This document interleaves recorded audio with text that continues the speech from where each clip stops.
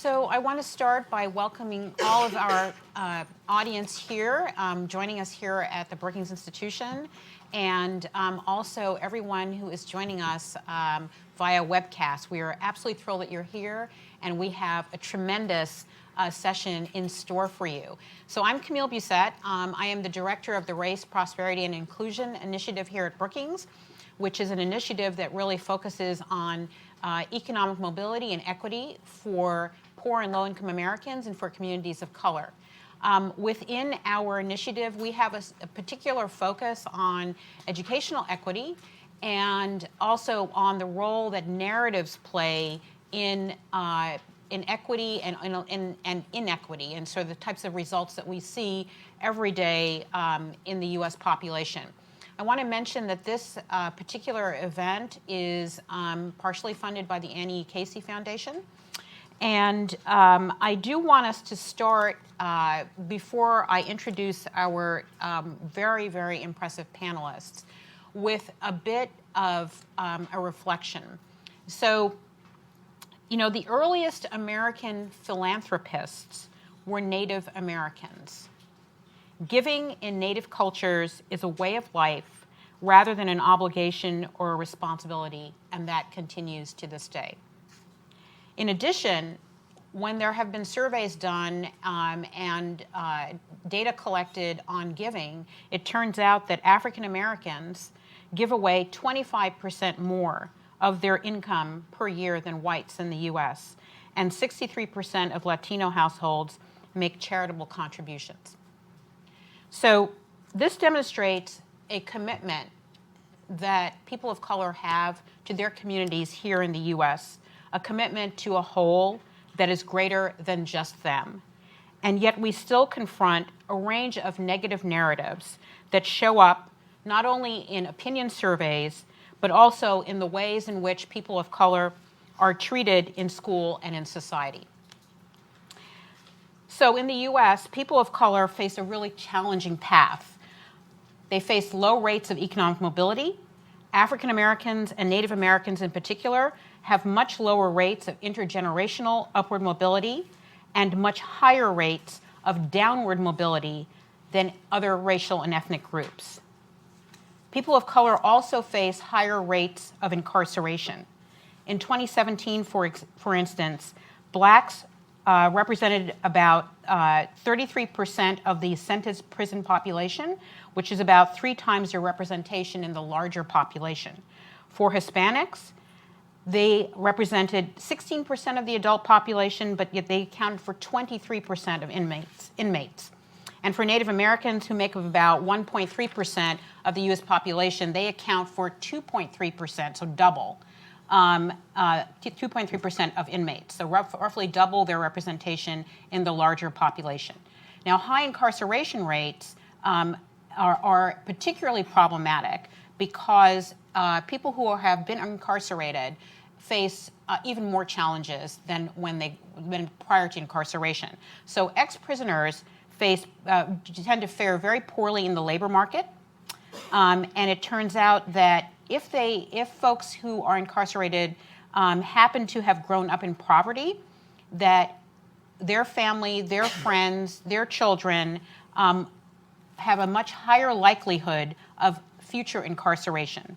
So boys, particularly, who grew up in families in the bottom 10% of the income distribution are 20 times more likely to be in prison on a given day in their early 30s than children who are born in the top 10% of families in the U.S.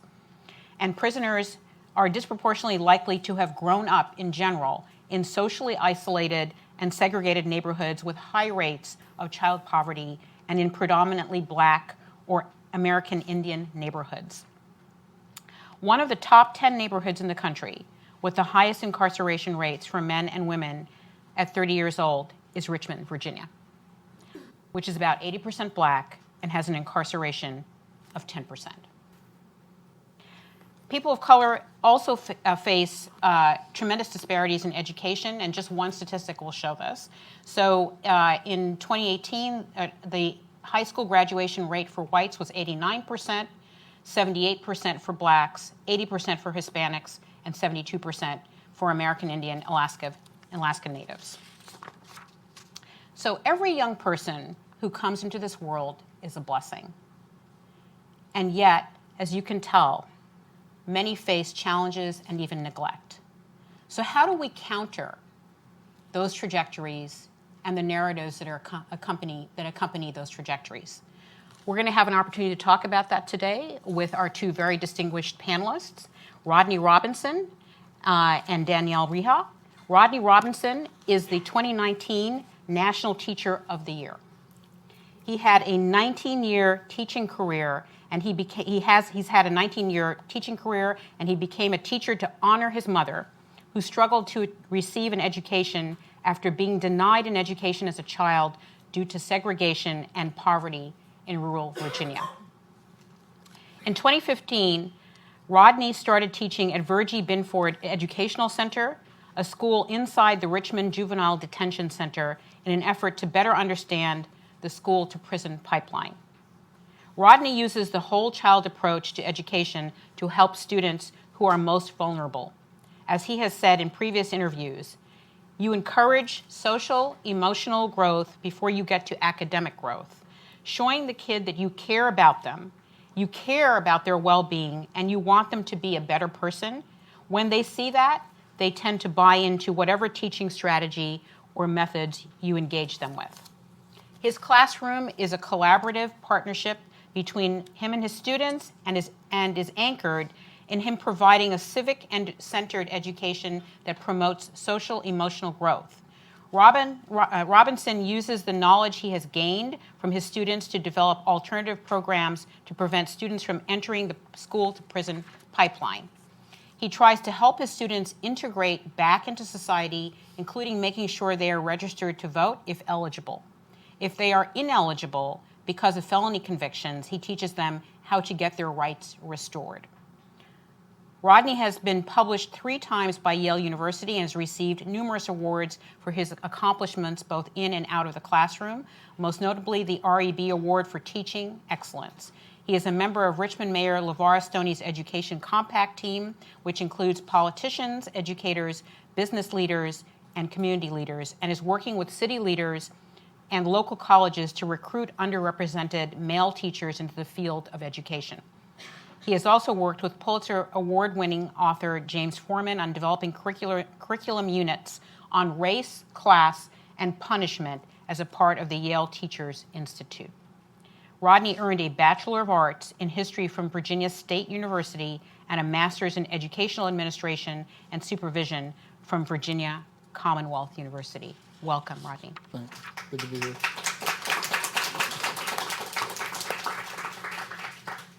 So we're also joined by Danielle Reha, who is the State of Alaska Teacher of the Year for 2019. She was also one of the 4 finalists for the 2019 National Teacher of the Year. Danielle moved to Alaska in 1995 and fell in love with the state. Substitute teaching in Alaska inspired her to earn a teaching degree from the University of Alaska. Danielle taught in rural Alaska for 7 years with the Southwest Region School District, where she learned the value of culturally responsive teaching, which incorporated indigenous knowledge and developed a successful reading program that included Yupik elders in the classroom. She is now in Anchorage. And in 2008, she was recruited to help open the Alaska Native Cultural Charter School, where she helped develop a culturally infused curriculum, created the morning gathering, and implemented Culture Week. Danielle also works on the Alaska Humanities Forum Educational Advisory Board to help new teachers and all students understand and connect to Indigenous culture and lifestyle. And she helped create Math in the Cultural Context modules used in districts statewide. Danielle holds high expectations for every member of the learning community. She inspires everyone to be their best self and master personal challenges by recognizing strengths and working through difficulties. She believes that teachers must work collaboratively to form bonds that create supportive, successful learning communities. Danielle holds a bachelor's degree in education from the University of Alaska, a master's in education from Grand Canyon University, and is currently working on her doctorate in education at Capella University. Thank you and welcome.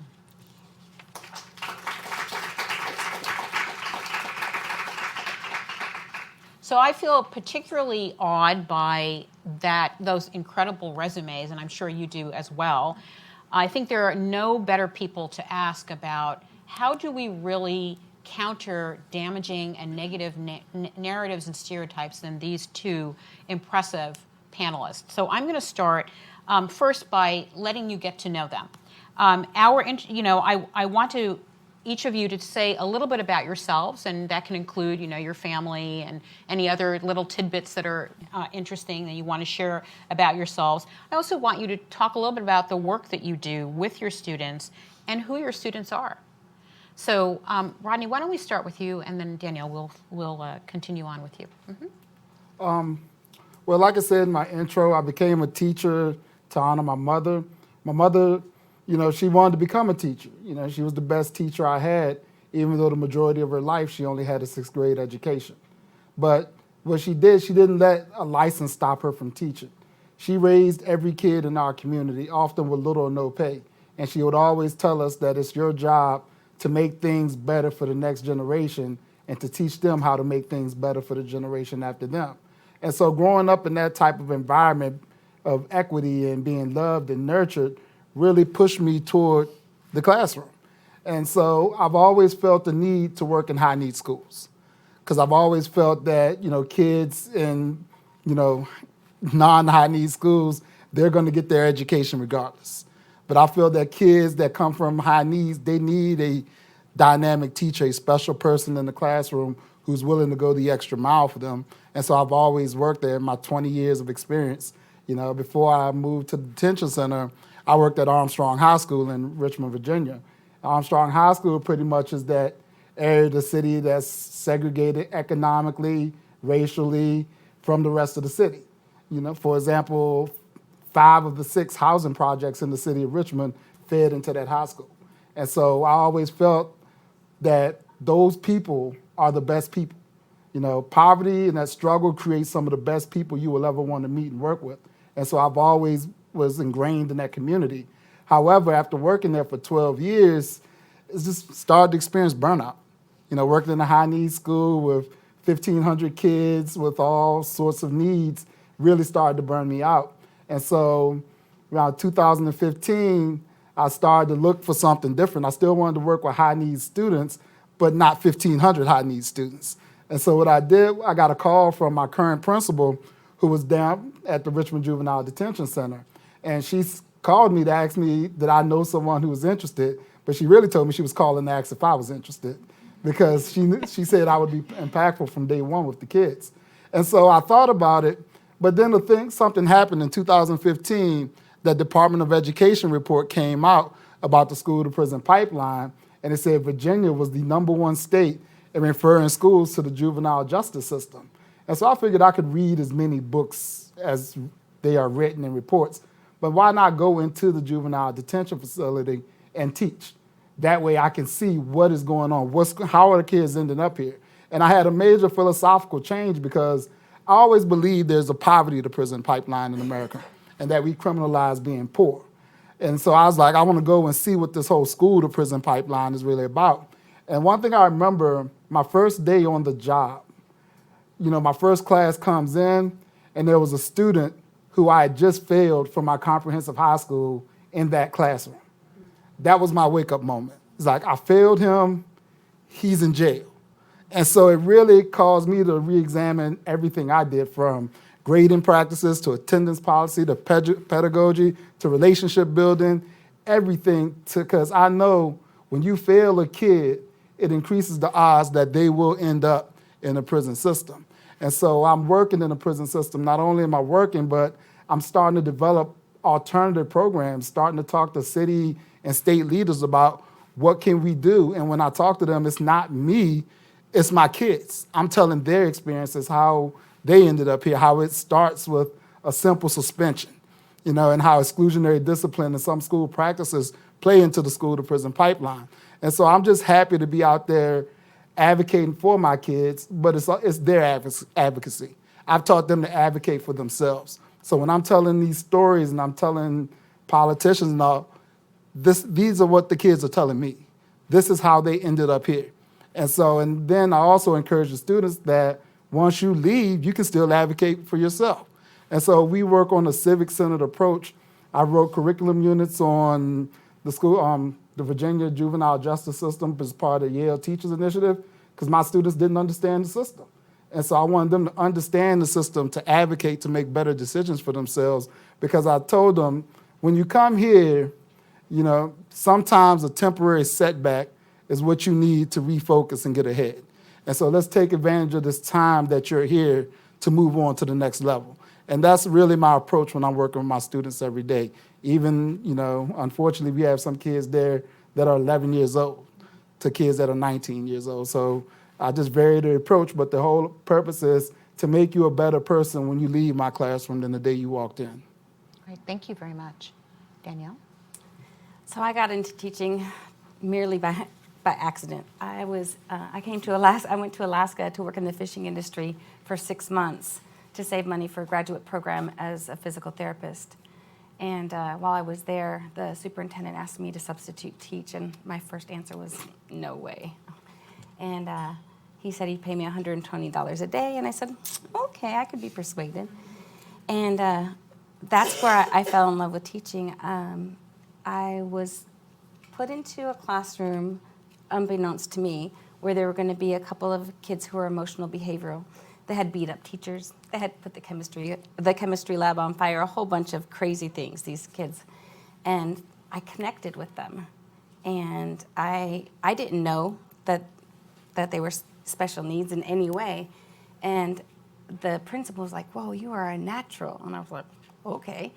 And I got a full-time job working there as an aide. I got to do physical therapy with a young lady who had cerebral palsy. And out in rural Alaska, the help, like aides, PT, physical therapists, any kind of job like that, it's itinerant. And so they travel from village to village, and that person might only serve the student maybe once every 2 months. So I got to do physical therapy with that kid, and I just fell in love with teaching, and I fell in love with indigenous culture. And that's because my parents, my mom is Sicilian, and she grew up being smacked upside the head, being told not to speak her language, to be American and speak American. And as I got to know the indigenous population, they had the same situations growing up. They were forced to not speak their language and forced to act American.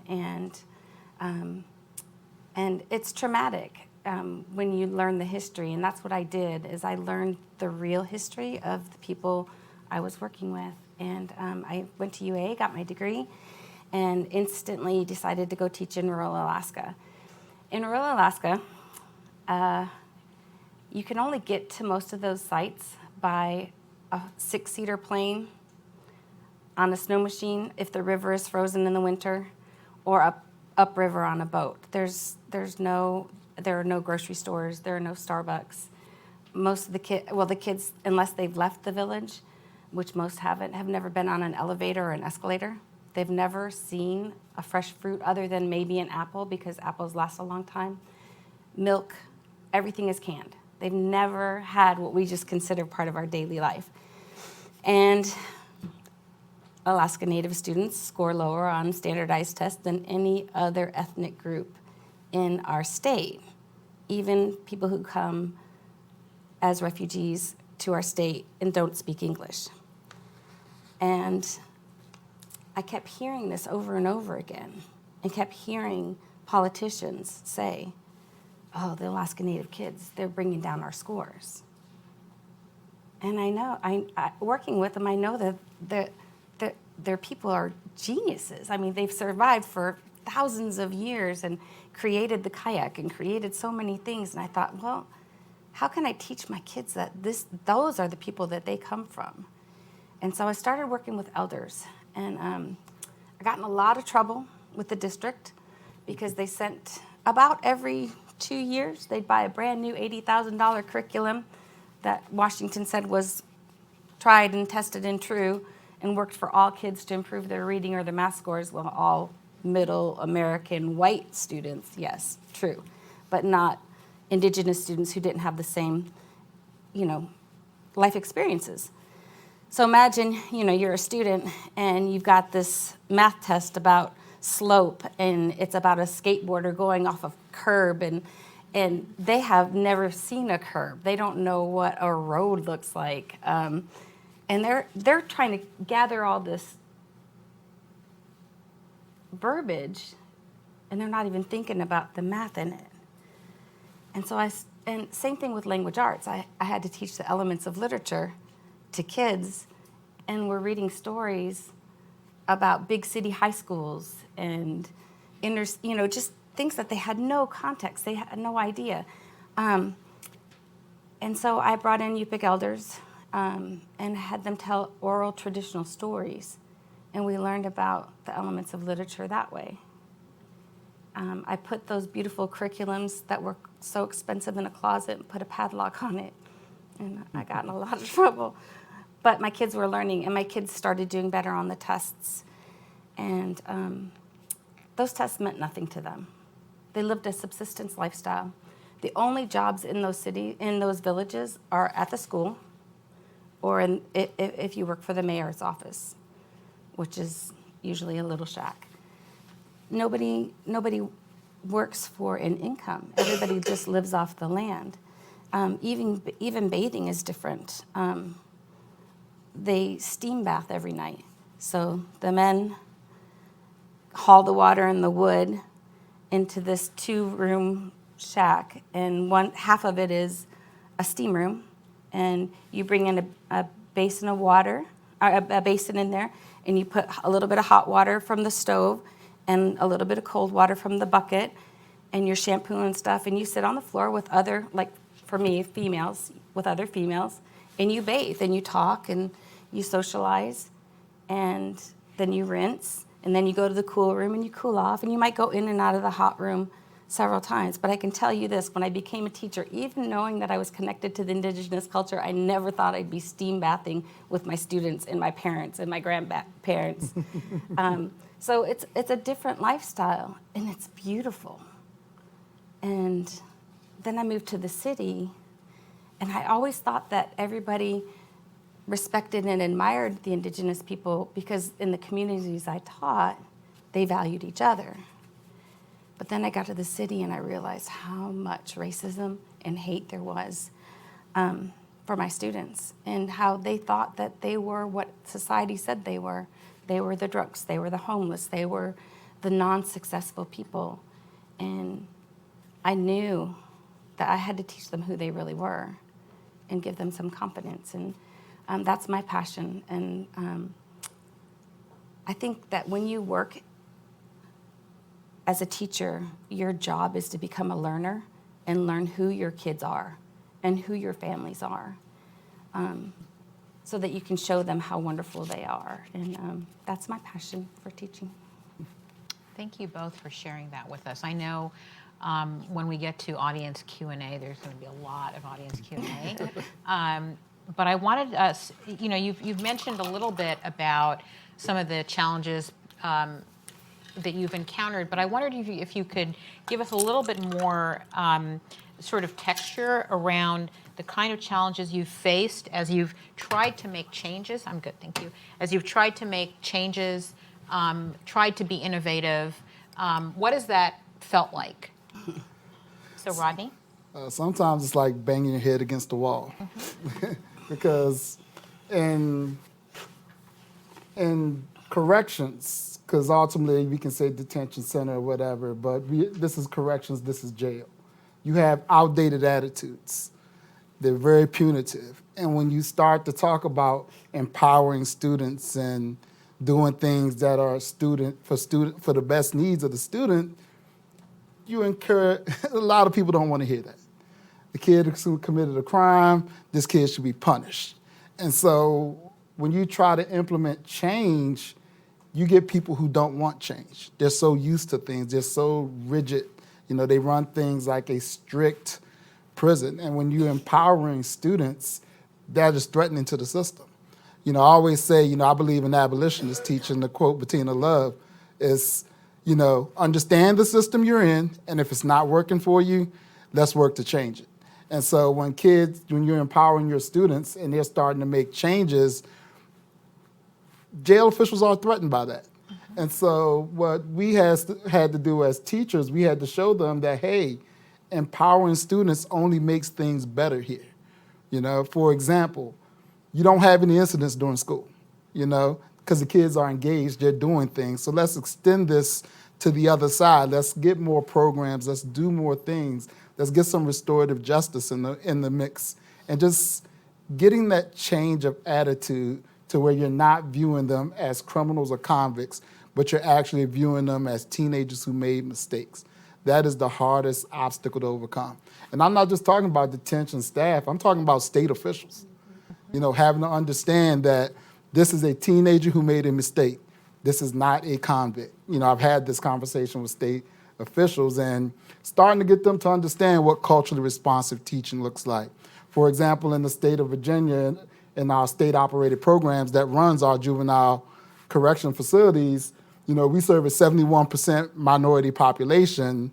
There's not a single minority in the upper level management of state-operated programs.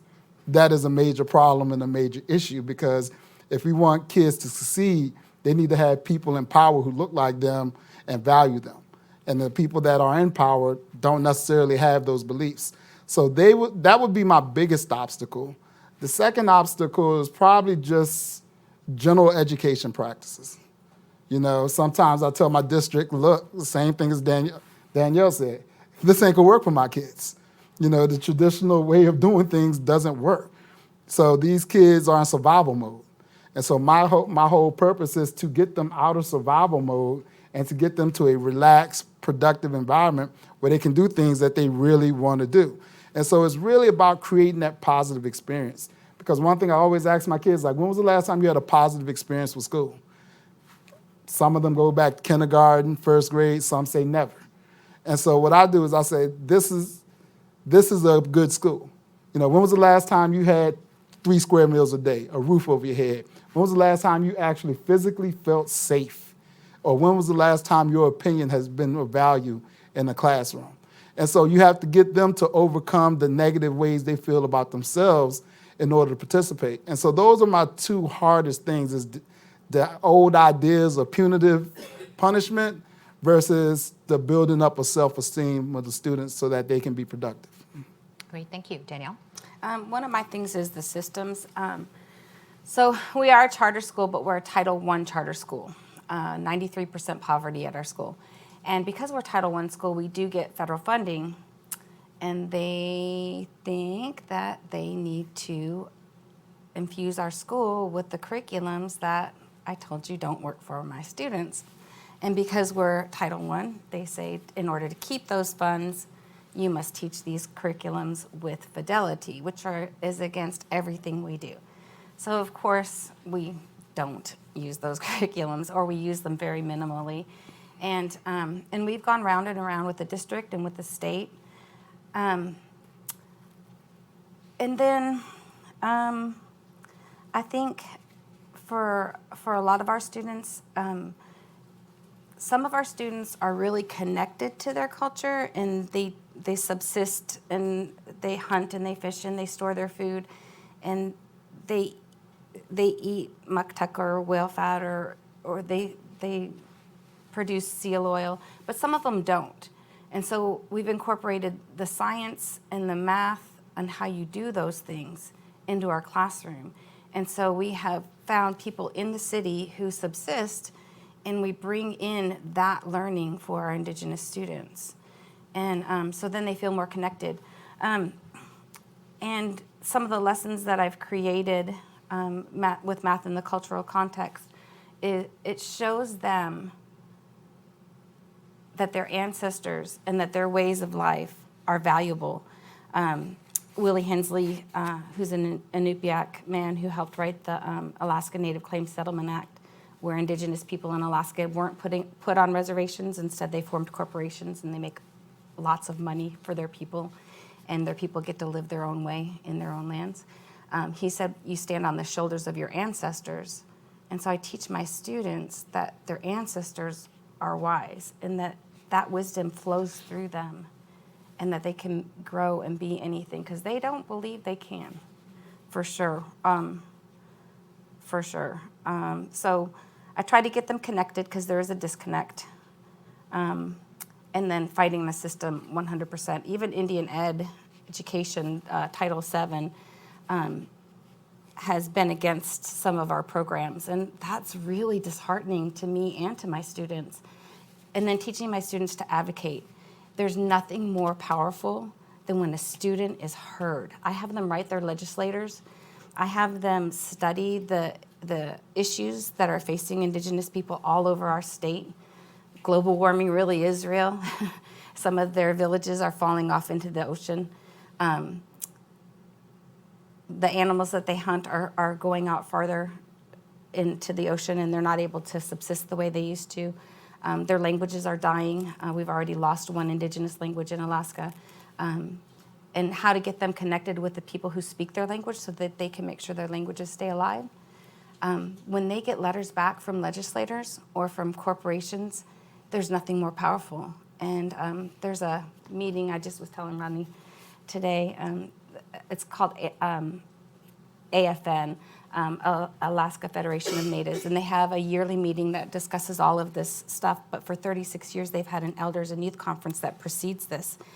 And elders and young people from across the state come together and they talk over these issues. They write resolutions and they bring them to be voted on. They run for office in their corporations, and my students thrive there. We just fundraised to take 21 kids from Anchorage to drive up to Fairbanks, Alaska, 7-hour drive through the mountains up there, and unbelievable. They're stopping and interviewing people. They're meeting people that they've met elders that have experienced the trauma of boarding schools, the boarding school trauma where they lost their identity, they lost their language, they lost their connection to people, and they become advocates. And they came back to school and started advocating right away and telling other students in our school who were negative or not feeling it that they needed to step up. Immediately they did. And so those are the barriers, and that's how we deal with it. Thank you very much. Wow, it's really inspirational. So you both have had long teaching careers and have, taught a number of different types of students. I want you to reflect on the students you work with now and tell me what has struck you most about those students. So yeah, Rodney, we'll start with you. I know there's this narrative that every young black boy wants to be the rapper or baller, but the reality is a lot of them don't have dreams. And that is the most frightening part of working with my students, the fact that they don't see themselves as being a productive member of society. And so that lack of dreams is really, really disheartening. And so what we do is we just have to show them that they are what they want to be.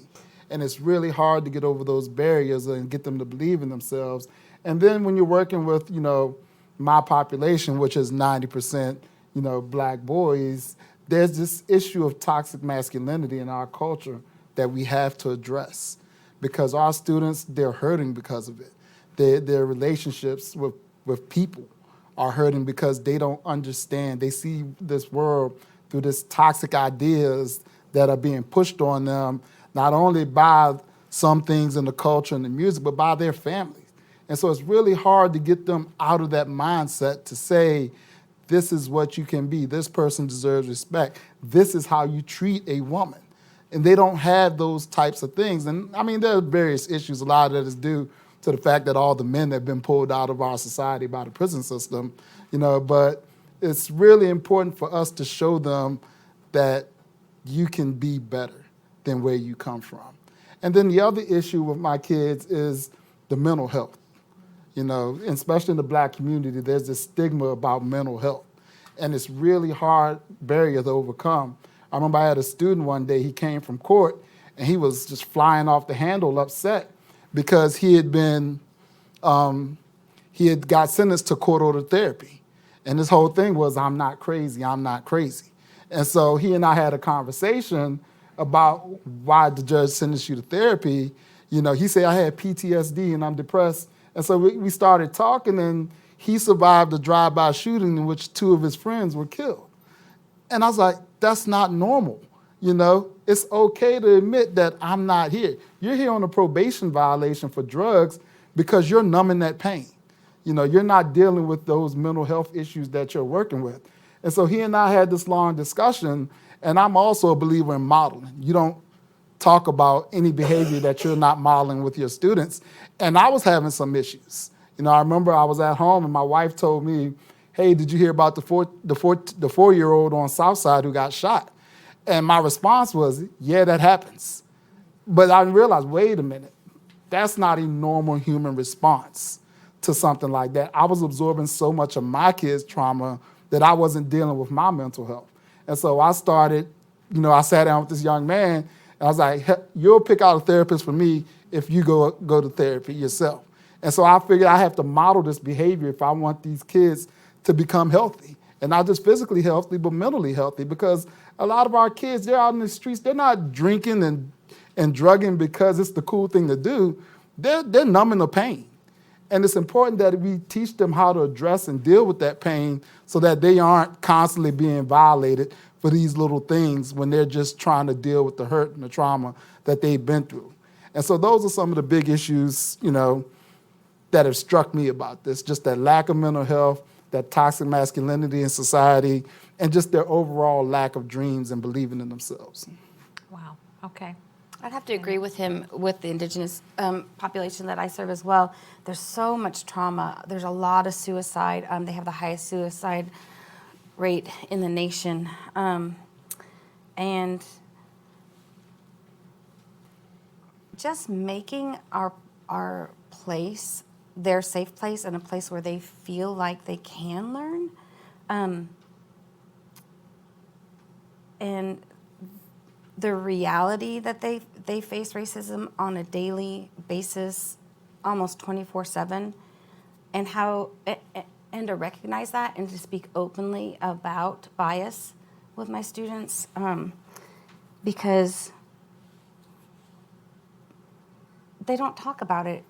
They feel it, but they don't talk about it. And I think that once I get them talking about it, it really helps them realize that it's real and what they're feeling is real and that it's very much in their face and it's so rude and disgusting sometimes, but that they have a right to stand up for themselves and they have a right to call people out. I didn't realize how strong it was until I started working in the city with Indigenous people. Some of the other things that they face are very much like what he was saying, what Rodney was saying. A lot of their parents are in prison or dealing with a lot of issues. And my kids face that every day. And they come to school, hopefully, feeling safer, you know, where we're at. I think that in the bigger city, in the bigger schools, or in the schools where the population is a little bit different, and the teachers haven't been trained the way our teachers have been trained, I think that that it's harder for those kids. And at our school too, there are a lot more Indigenous teachers at our school. So the white teachers it's about 20%. And so that makes a big difference too, is when kids can see themselves in their teachers. And then the teachers who are not of their race are culturally immersed and taught the history and really acculturated to their culture rather than coming in with their own values and trying to change the kids. And so, yeah. Thank you. Very, very sobering. So let's talk a little bit more about narratives. You've both alluded to this. That public or cultural narratives often influence how we see ourselves, and how others see us. And you both work with students for whom that cultural narrative is extremely negative. Can you reflect on that and how your work really explicitly tries to challenge that and create a positive alternative narrative? You mentioned, Rodney, that a lot of your students don't have dreams, and obviously that it comes from a a place of having, all kids have dreams, right? They start off wanting to be firemen or whatever it is, go to outer space. They all have dreams, and to get to a place where they're in middle school to high school and don't have dreams really means somebody has really crushed that. So tell me about how you think about reinstilling that sense of opportunity and that sense of hope and optimism. Well, one thing, when I walk into a school building, I have one philosophy, is that nothing is more important than what a student sees, hears, and feels while they're in that building. And so when I walked into the detention center from day one, I walked in and I said, this is a jail. This is literally a jail. The white walls, the cold doors, just the feel of it was a jail. And so I think this is not a place of learning. And so one thing we did to counter that was I put up a timeline when you walk in the building of African American history. Just a reminder as you walk down this hall of where we've come from, or when you're leaving, where we've come from. Just a reminder as this is only temporary. You can still do things. And then we went throughout the building, and I told them one specific thing. I said, jail is across the hall. Over here, this is school. And what we did was we put up murals on every wall. We had the kids create murals of their heroes to give them ownership of the building, of the things that they wanted to do, the people they admired, even though they didn't like some of the people that were up on the wall. These are the kids' heroes. These are the people they admire. And so we created that. Then also, I put up college banners on every window in the building. And so I was like, if you're gonna look out a window and daydream, dream about college, and just constantly inundating them with positive images of what they can be and encouraging them to be what they want to be.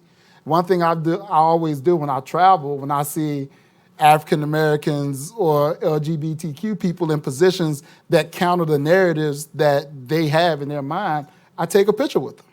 And I post that picture on the walls like, this is what you can do.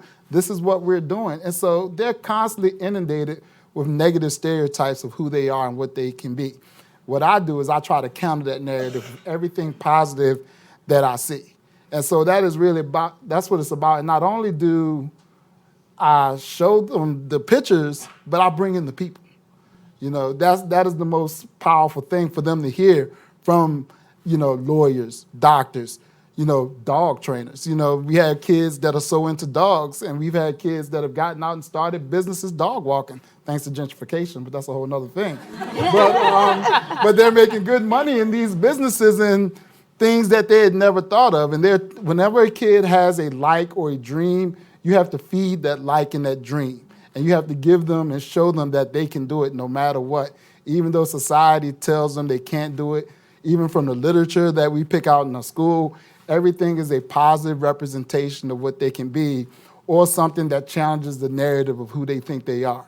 And so you constantly have to create that positive environment. Because, let's be honest, jail is a negative experience. It's an extremely negative time, And traumatic. Yeah, traumatic, yes. I always say, even if our kids haven't been through any trauma, coming to jail is actually trauma. Mm-hmm. And so what we try to do is just get them these 8 hours that you're in school, this is it. This is the time for your mind to wander, to do whatever you want, to dream the dreams that you thought were impossible. And we're going to make sure that when you get out, if it's no more than making a call, setting you up with a mentor, or showing you that you can pursue this even though you've made some mistakes in your past. I often say, America's a country of second chances, and education is the best way to get a second chance. And so I try to instill that in those kids with positive images. And even though it's hard, because when they leave, they're going back to that same negative situation that I can't change. But I do want you to know that there is a home, there is a positivity. While you're with me, I'm going to counteract all that negativity that you've dealt with every minute of your life, from your people in your neighborhood to every television and media image that tells you what you are, that you are not that. You are truly whatever you want to be in this world, and I'm going to support you to make you believe that.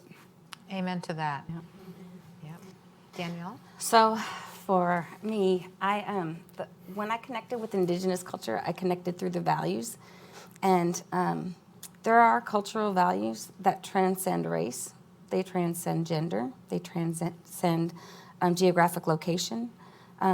Values like honoring your elders, taking care of the young ones, valuing your education, taking care of the land, taking care of each other, because we can't live without each other. We need each other. We need other humans.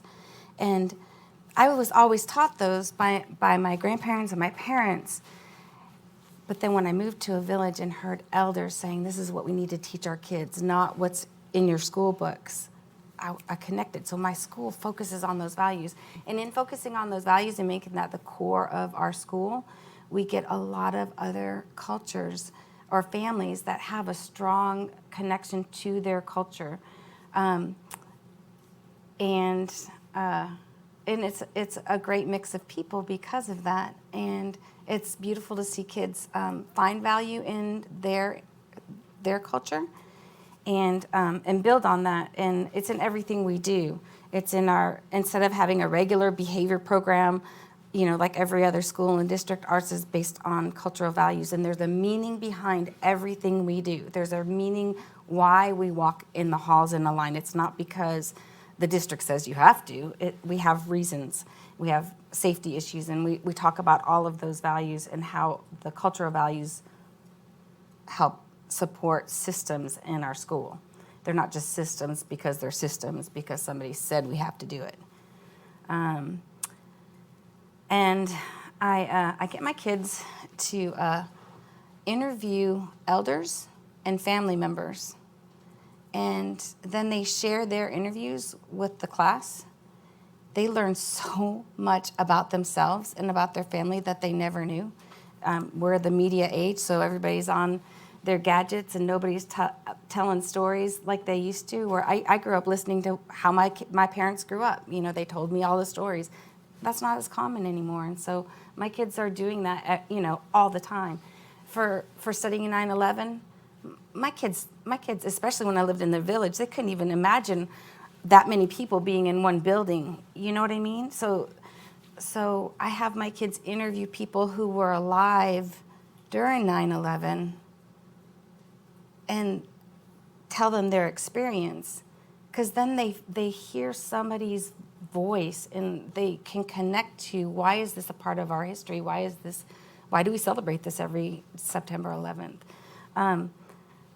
And I get my kids out in the public in job shadowing. I mean, they're junior hires, and so sometimes when I call people and ask about job shadowing, they're like, oh, they're just junior high kids. And I was like, let them impress you.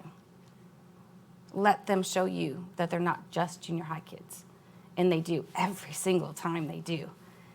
And it gives them a purpose, and it also helps them find their dream. Yeah. It helps them find, whoa, I could be in business, or I could be a zookeeper, or whatever it is. And I help them find their placements that they're interested in. And so inspiring them to find what their dreams are, and maybe even learn that their dream wasn't the dream that they thought it was, and they want to do something different. So we're getting closer to the time when we'll entertain questions from our audience. But I have a question which hopefully you can address rather quickly. It's around educational policy and reforms. It's a big topic, but you're both very involved in terms of educational policy. So what recommendations do you have for school boards, PTAs, who are, school district administrators, when you think about students like yours who could benefit from the approaches that you are using?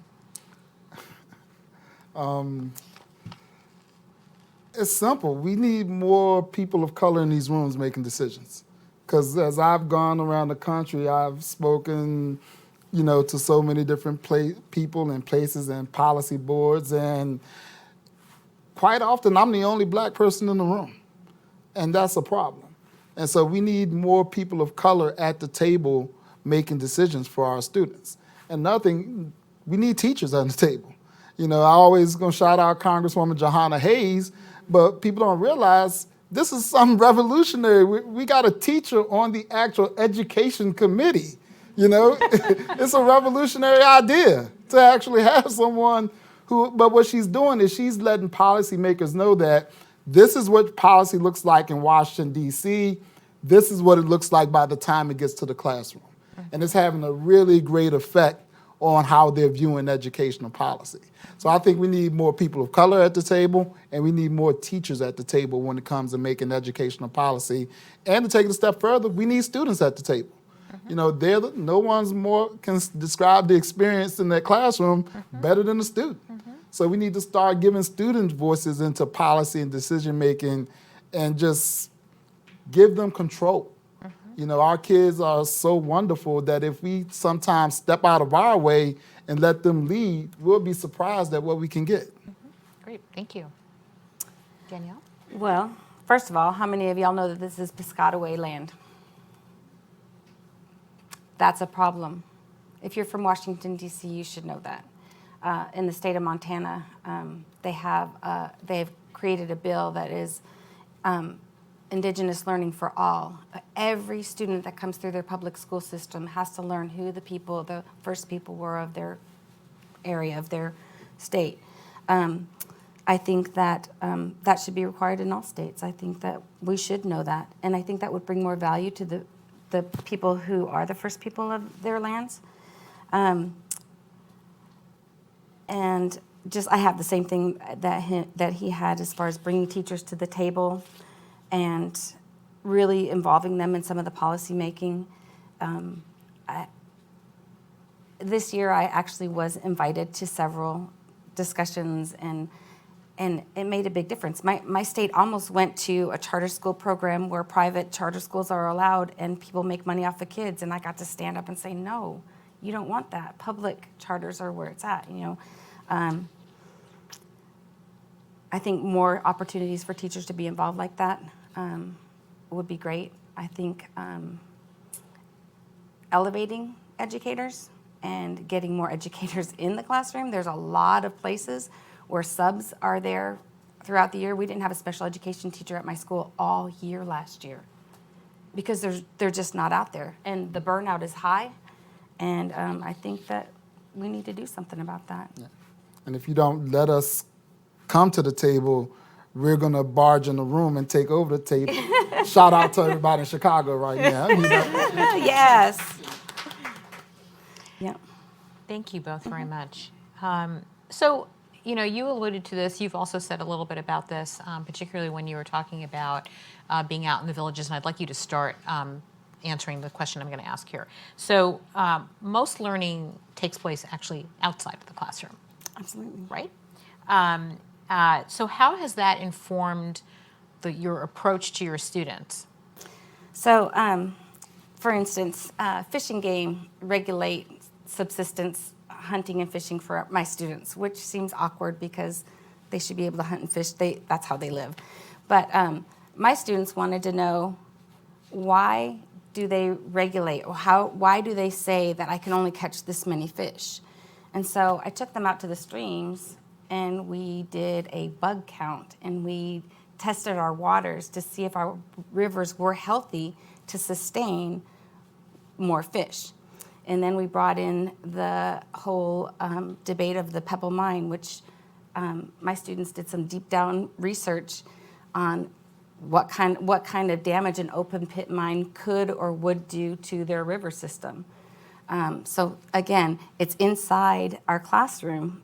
We're studying real science, real math, but then we go outside of our classroom to really get our data and really connect to who they are and what their purpose is in their community. And we've had some students go before state legislators and give them the facts and show them their data on the healthy, rivers that would do so. Oh, thank you. Rodney? Well, to me, the community and the school can't be separate. Yep. They have to be merged together. And when I was in comprehensive, one thing I always told the teachers, if the kids don't see you in the community, then you're not part of their environment. Because, if you're leaving and going out to your house in the suburbs and you're not spending time in the weekends in the community, seeing parents, seeing the kids at their jobs and getting to know them, you're not helping the kids. They see you as an outsider. And more importantly, right now, my kids are locked up. So, But what we do is we bring the community into our school. You know, we have programs, we have mentors that come in and work with the kids. We bring in, you know, coaches, we bring in community activists, we bring in art programs, we bring in everybody in the community. We have career fairs. We actually have job fairs for our students so that when they leave us, that they have jobs in the community and that they feel a part of the community. It goes back to the, you know, the old African proverb. You know, a kid who's rejected by the village will burn it down to feel its warmth. And so our kids are in that process of burning the village down. So we want to let them know that, hey, you're a part of this community, you're a part of this family. And so when you go out, you're making positive decisions. When you're faced with situations, you have somebody in the community who you can talk to, whether it's a member of the Divine Nine sororities and fraternities who we partnership to mentor our youth, or if it's someone at Art 180, if it's a probation officer. We try to ingrain our kids into their community so that when they're outside, they don't feel like they're on their own. Because a lot of times my students are on their own. So we want to set them up with positive experiences outside the classroom, like I said, whether it's a community organization, a mentor, anybody, because we can do as much positive stuff in our facility as we want. But when we send them back to the same toxic environments, all the productive work we've done is gone out the window. And so we try to set them up on the best path for behavior once they leave. And so even though they weren't in the community, they still feel a part of the community because we brought the community into them. And those mentorships are so powerful. I think the most relevant person that I've brought in recently is Damon Bell Holter, who used to play for the Boston Celtics, and he's Tlingit Haida from Alaska, an Alaska Native man, and he's half black, half Tlingit Haida, and he speaks his language fluently. And he gave up playing for Greece to work for his corporation and travel the whole state of Alaska to teach men what it's like to be a man, to teach young boys how to treat women, to teach them how to survive trauma. He gave up his basketball career to work with his people, and my kids love him. They're always trying to learn the Tlingit language, so when he comes in, and he comes in a couple times a month, no matter what his schedule is, because he's really connected with my kids and they're connected with him. So those people are really powerful. Very, very positive. Yeah, great. One last question before we turn to questions from the audience. So all the work you're doing is extremely valuable. I'm sure that you're learning all the time from your kids. When you think about your kids, the experiences you've had, both with them, their parents, the communities, et cetera, what is the most rewarding experience you've had as a teacher? So, Danielle, I'm going to have you start. Okay. I've gotten permission to use this young man's name. I'm going to talk about Isaiah. Isaiah came to my school, the Alaska Native Cultural Charter School, in 5th grade. His parents brought him there because they were literally they didn't know what to do. He was suicidal. He was a big kid. In 5th grade, he was probably 5'11", maybe 6 feet tall. Big guy. And he'd always been bullied about his race, his size, you name it. The way he spoke, because at home they spoke his language, and he refused to speak the language, but he still had the dialect when he spoke English. And in 5th grade at my school, we teach his culture, which is Inupiat and Siberian Yupik. And he came in denouncing, I am not Native, I'm Mexican. Because he said he felt like he looked Mexican. And that he would rather be Mexican than be who he is. And my students really wrapped around him and embraced him, and they wanted to know about him. And we were learning his language in class every day. And slowly but surely, he became connected and started wanting to hear his language and started speaking his language and practicing it at home. And last year, I brought my students to East High, where he was getting ready to graduate, and we went into the Indian Ed program, and he was the cultural bearer for this whole school. And he walked them around, and then he sat them down, and he said, I'm going to tell you something. You're going to face racism against your people forever. It's never going to go away. I don't want you to be confused. I don't want you to think that it's ever going to stop, because everywhere you go, whether you're applying for a job or whatever, it's going to be in your face. Kids are going to tease you when you go to high school. It's never going to stop.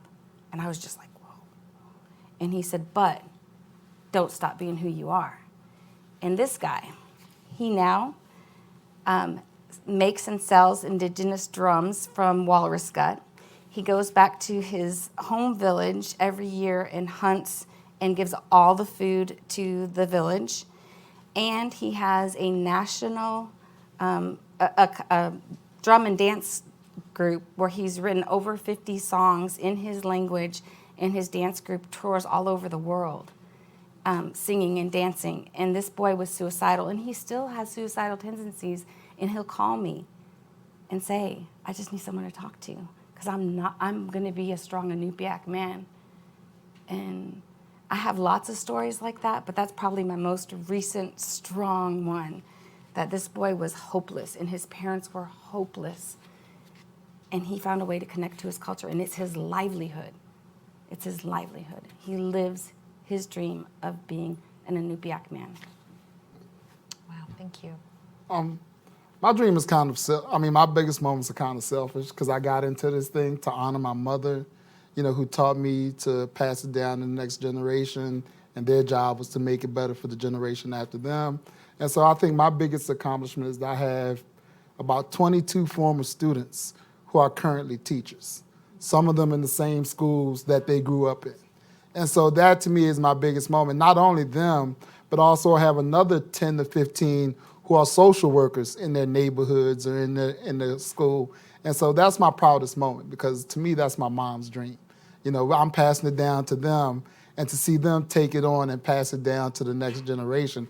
Even those who aren't teaching, I have students in the community, who are trying to get into music, but they're doing things like throwing back to school rallies, doing those types of things. Mm-hmm. And so to me, I'm always proud when I see some of my former students giving back to the next generation. Even to the student I have now who got out and joined the Army, and, because he wants to be an American for the first time in his life. Those are the types of things that inspire me when those kids, because I know you're taking those lessons. You learn more than history that I've taught you. You learn the core aspect of Black culture, and that is to pull up the next generation. And so that to me is my proudest moment. Great, thank you very much. So with that, we're going to go to questions from the audience. So the way I'm going to work this is I'm going to ask for 3 people to ask us questions. We're going to kind of group those 3, and then Danielle and Rodney will answer whichever ones they would like to answer, and we'll keep doing that until we hit time at 3:30. So let's see. So we have 3 right now. So Larry, I'm sorry. Please say your name too when you give your question. This woman with her hand up here, and then in back of Larry, there's somebody with a black jacket on, a young lady with a black jacket on. So. I'm Reverend Michael Langer. I grew up in what was once Sac and Fox territory. Mm-hmm. I also have an ACEs score of 8. So my question to you both is, do you see or how much benefit would be gained if we took specific teachers and trained them in addressing children and educating children with high ACEs scores, where so much of their brain is working against their learning, and gave them specific training for the environments that they would be in, rather than just graduating out people with teaching certificates and throwing them into trauma crisis teaching where nothing's going to work, or very little is going to work. Okay, thank you. Oh, hello.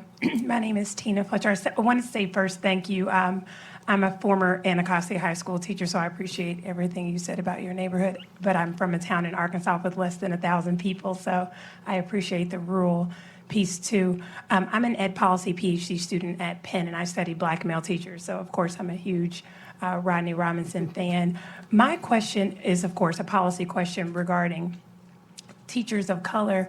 There are a lot of barriers that teachers of color face getting into the classroom, teacher certification exams, hiring discrimination, and I would love to know what you all believe are best next steps for overcoming some of those barriers. They seem to be getting worse than getting better, despite the national calls for more teachers of color. So I would love to hear what you all are hearing as you travel from policymakers on that issue. Great, thank you, Tina.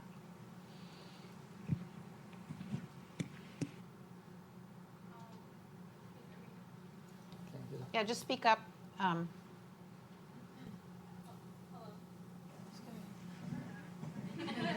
Use this one. Hello. Oh, that's great. Okay. So I'm from Flint, Michigan, and I am a junior at MSU, Michigan State University. I think everyone knows that, but like, okay, different state. So I did AmeriCorps at the last high school left in Flint, and before that I was already interested in education, but I'm more interested in education public health policy.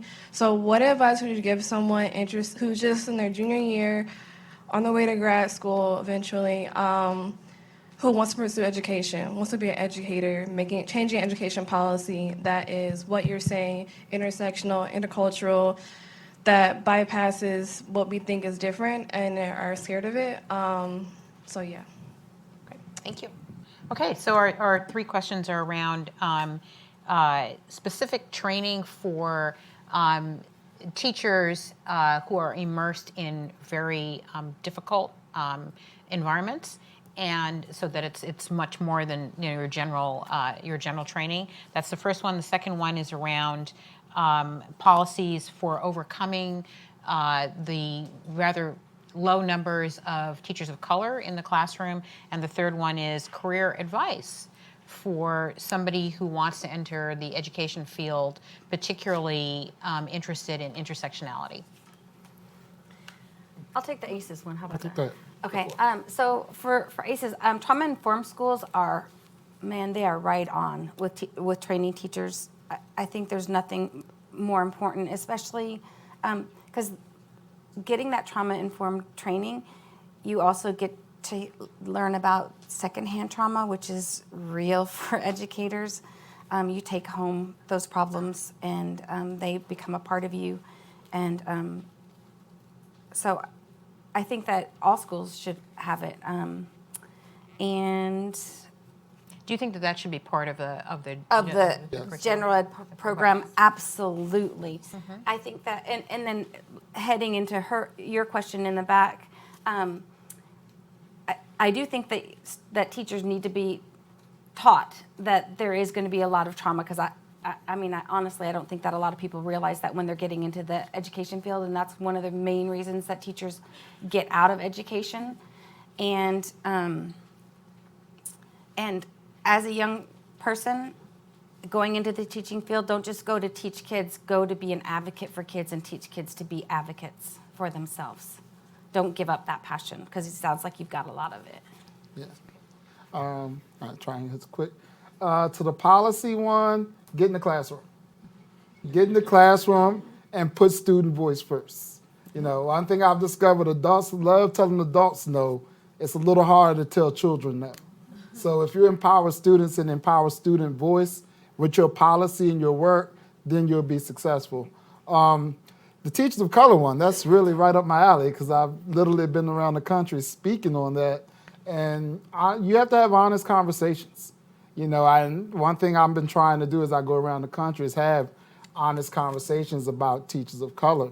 And it's not well received everywhere. I've had places where people have gotten up and walked out of my speeches because they feel threatened by the things I'm saying. So it starts with honest conversation. It starts with consistent policy. For example, 50% of all teachers of color, black teachers, come from HBCUs, yet we're not investing in HBCUs. So that immediately is something we can do to solve the problem, is start investing in HBCUs, who are the #1 producers of teachers of color. As far as keeping teachers of color in the classroom, we have to support them. We have to constantly support. We can't rely on them as the disciplinarian. We can't rely on them as the coach. We have to view them as masters of pedagogy and allow them to build that. And so often we put teachers of color in this little box and say, this is what you're supposed to do, and we don't value them for their knowledge as a whole. And so it's important that we put the supports in place so that they aren't being burnt out. But the key is just having these honest conversations. A lot of people don't want to have that. And look at the states that are doing it well. For example, this may shock everybody, but Mississippi is doing a lot of work with getting teachers of color. They're using state dollars to have conferences for men of color and women of color in education. And so we need to start having these types of conferences so that our teachers of color don't feel isolated in their classroom or isolated in their district or in their position. And then we need to look at some of the names of these schools. And I was talking to a teacher last week, and she was saying, we're having a problem keeping African-American teachers in the school, and we were having about 5-10 minute conversation. I asked her the name of her school, and it's named after Confederate general. I was like, wait a minute. I'm not going to teach at a school named after Confederate. And so those little conversations, not little conversations, but those little things make a big, big difference if you want to talk about keeping teachers of color in the classroom or in specific schools. We just need to look at the issue as a whole and just stop being honest. Stop denying that, everything's okay. It's not okay. 50% of our students are students of color, and 80% of our teachers are white. That is a major, major issue with a student like myself who grew up in those type of districts looking for a teacher whom I can talk to about identity issues and things that I'm experiencing. So it's really important that we have these honest conversations, put support systems in place, and invest in HBCUs and the universities that we know are producing high numbers of teachers of color. Great, thank you very much.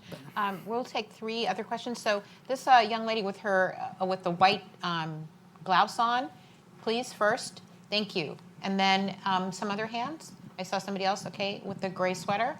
Anybody else? Any other questions for right now? And this young lady, Jessica, we'll come to you after. This young lady with the trench coat on. Hi, my name is Bisma. I work for an international education organization, and my question's for Danielle. So I'm sure I misunderstood, but I recall you mentioned something about hearing family stories, about being treated as the other because of not speaking English, and likening it to kind of feeling that you can relate to your native students who speak their native languages, because I'm sure we all agree that, being a non-native English speaker who's white is a completely different experience than being a person of color. So my question for you is, as a white woman of privilege, what do you feel your role is in helping your students, particularly when dismantling systematic racism? Okay, great. So we have a young lady here. Question, not mine. Yeah. Right here it's a gray. Is that Yeah. right? Yeah, do you have, okay. I do. I'm good. Okay, great. Hi, my name is Lisa. Thank you both for coming. I was a special education teacher in Chicago, actually, and just moved out here this year. So I appreciate you shouting out Chicago. My question is for both of you. How do you see the intersections of special education play out with your students who are facing all of these toxic narratives? And what do you think we can do specifically to uplift and support those students? Okay, great, thank you. And then we have a young lady here in the beige pea coat. Hi, good afternoon. My name is Laura Fonseca. I'm an assistant principal with FCPS in Fairfax County. My question to the panel is in regards to the support that we could provide to our parents and families of color, in particular, any community resources that we can use here on a local level, but also on a national level that we may not be already implementing. Great, thank you Thank very you. much. So there's a question, obviously, on supporting parents of color. A question about how do white teachers who are in these environments support their students? I think that's your question. That's my question. Yep. And they. Yep. You think? That's right.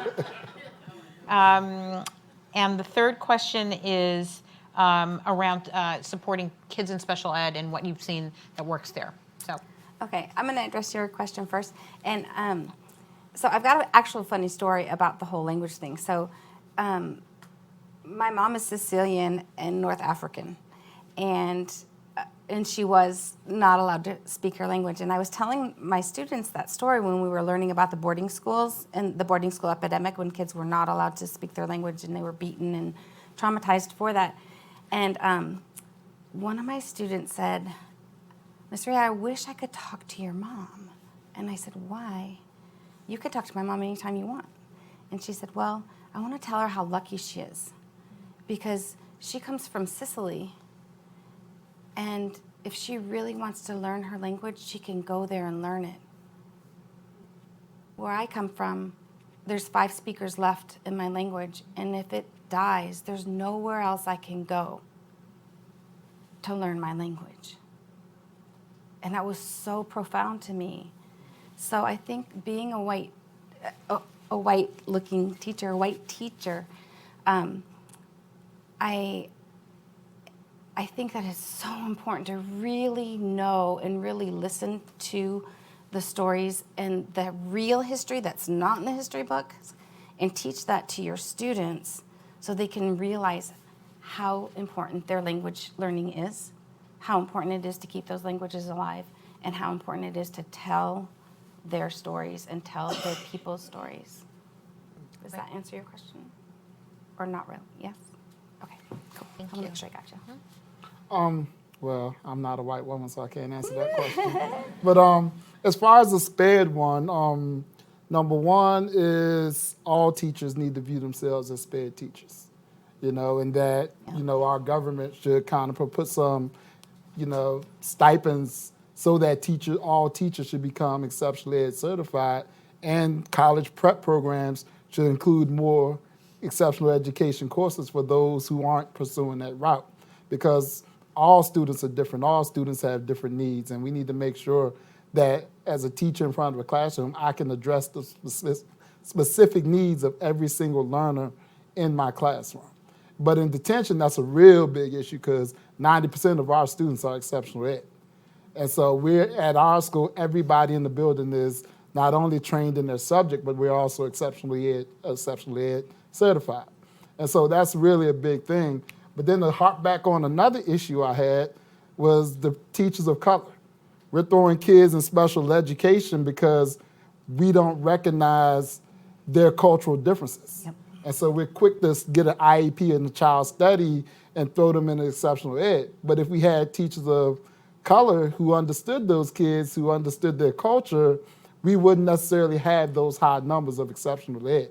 And we could deal with those behavioral problems from a cultural standpoint. It also, that problem also makes kids feel less. Yes. And so they're already battling so many challenges. Yes. And then on top of that, to be told that they're not a good learner or that they've got a learning deficiency, it just wipes them out. Yeah. Yeah. I agree with you on the special education for all teachers too, and we do have a lot on our plate. So, we have a lot on our plate. And so a lot of teachers say, well, that's the special education teacher's job to provide me with what I need. No, that is a kid in your classroom, and you are responsible for their success in learning, period. Yeah. Period. So. And as far as supporting parents, it varies from community to community. And so it's hard for me to say what specifically works for a specific community. But I do know one thing that works is actually going to see the parents, not just having a night and invite all parents to the school, because let's be honest, school is a scene of trauma for a lot of parents. So they don't feel comfortable. They get nervous and agitated walking through those school doors. So is your school going to the local community, outlet, whether it be the Boys and Girls Club, or if your students are in public housing, are you having meetings in the public housing complex? You need to go meet the parents where they are. So often in school, we tell all the parents, hey, come here. Where in today's economy, most parents are working several jobs, and it's just not convenient for them to come to the school. We need to make it as accessible to parents as possible, and that means meeting them wherever they are. if it's no more than going to the local bank and setting up outside the bank and saying, hey, this is what we have going on in our school. Just go out into the community and engage the parents in the community, because every parent has to go grocery shopping. Why not set up at the local grocery store in your community? You know, you can't put the onus on parents to come to the school. I think schools have to go that extra step to meet parents where they are. Great. Thank you both very much. We're going to take one more round of questions. So Jessica, up here in the front. Yep. Anybody else? Well, Jessica, you may be closing us out. I think this. Oh, and then there's a gentleman back there. Can you raise your hand again? Great. Perfect. So first, I just want to thank you both for your service. I know my mother is a teacher. She's been teaching for 35 years in Greenville, South Carolina. Over 70% of her students are Latino. Many of them are first-generation English speakers. So I have watched firsthand her grapple with a lot of the issues that you guys have been talking about, and I'm up here getting a little emotional just thinking about it, because I've seen her try to be everything to all people and to live up to not only delivering a quality education to these kids, but also the pressure that teachers are under with standardized testing, with now these active shooter drills. There's just obstacle after obstacle for teachers. And so you've each have mentioned a little bit about self-care, but I wonder if you could speak to some strategies you use to handle the emotional toll of what it's like to be a teacher in America today. Great. Thank you. We have another one over there, and I think that's going to be it. Yep. Hi, if you can hear me, I'm Dave Kivita. I'm a product of DC Public Schools. I've got 2 African-American children in DC Public Schools now.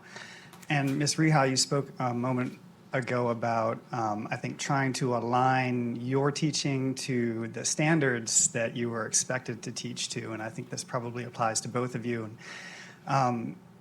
We do live in this sort of standards-based culture around education, and I think there's a lot of logic to that, but you all are trying to work at something that fundamentally underlies students' ability to access the standards. And so I wonder how you kind of meld the ground between those two things. You know, the expectation being that you're going to teach these standards because students need to show proficiency in them in order to graduate, and yet you've got to do all this work that really underlies that. Great. Thank you very much. Let's do the self-care question first. Number 1, therapy. 2, doing things, little things that make you happy. I know a couple weeks ago, I had a big family dinner, you know, with all my cousins, all my mother, my brothers, sisters, nieces, and nephews. But that was just something I hadn't done in a long time, and I remember those growing up. And so I just put on a family dinner, and it just made me feel good to see all of my family in one room. And so it's nothing major. Just make sure you deal with your mental health issues, but just do those little things that make you happy, that keep you going and understanding why you're in the business. Great. Thank you. Yeah. Self-care too. I know this might sound silly because it still deals with school, but if I get invited to anything by a parent or a community member, or I go. I mean, if it's a funeral, if it's a catechism, whatever it is, I go. What's a catechism? Huh? What's a catechism? Part of the Catholic Church. Okay, I'm sorry. I'm Baptist. I go because you know what? Being more connected to my families does make me feel good, and it does help my self-care because it helps me see that my students are being fortified with cool cultural events as well. Steam bathing, like we don't have that in Anchorage, but I've got 2 families that have a steam bath in their home. I'm getting ready to buy my own home, and they're going to build me a steam bath and they're going to come to my house and steam. So going outside of your comfort zone and actually enjoying some of those activities with your community, your school community, I think that makes me feel good. So the question about standards versus culturally competent kind of curriculum that really speaks to students. Well, I have an issue with testing. Plain and simple, testing needs to go. I don't have an issue with standards, but give me the standards and get out of my way. Don't tell me how or when to teach or what stories to teach. The whole purpose of this is to learn skills. I can use stories and people and things that my kids relate to to learn the skill rather than studying Shakespeare and all these things that my kids and I'm not interested in. So the whole thing is like, I don't mind standards, but just give me the standards and get out of my way. Allow me to be the professional that I am and do what's best for my students. Yeah, don't make me follow a Yeah. timeline and Yes, teach exactly the same story to exactly every kid every year. One real good example that I have is mean, median, and mode. Okay, how many times have you been taught that growing up? Okay, but how many of you confuse which is which? Well, so did my students until we got some clay and made 3 different types of boats, because their people make 3 different types of watercrafts. One goes fast, one carries a heavy load, and one is almost impossible to tip. They make 3 boats out of the same amount of clay, and then they test those in the water. They have 1 variable, so they're learning the scientific method, and they do mean, median, and mode on their tests, and they remember what mean, median, and mode is every single time on their standardized tests. So they got the standard down, but it's something that relates to them, and then I make their literature pertain to it also. And the cool thing about that is it doesn't matter what ethnic group you come from, all civilizations are built around water, and all civilizations have boats.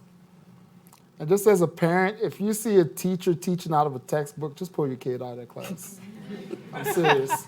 Just pull your kid out of the class. They're not doing anything by teaching out of a textbook, unless they're looking at a primary document. Well, thank you both very much. I want you to join me in thanking these 2 exceptional educators. Thanks for watching. Be sure to like and subscribe for more videos from Brookings.